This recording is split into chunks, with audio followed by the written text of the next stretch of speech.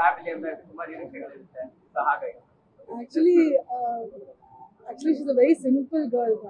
So, our family is a very, very orthodox family.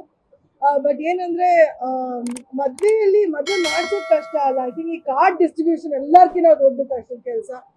ಮನೇಲಿ ಯಾರಿದ್ದಾರೆ correct time card ಕೊಡೋದು, that is the most difficult thing.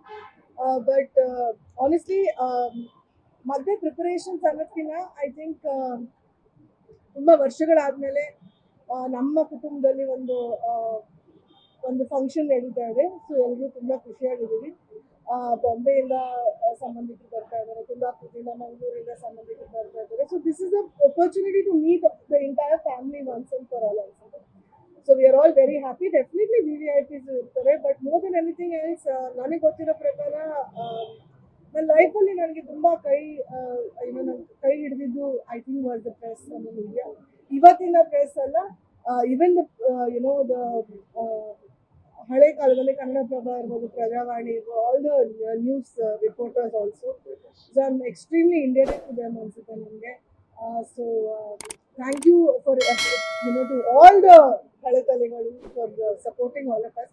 ತುಂಬ ಖುಷಿ ಆಗುತ್ತೆ ಕಣೋ that there is a family function and you're all going to be a part of it. ಅನ್ನೋದು definitely ಒಂದು ಖುಷಿ ಇದೆ.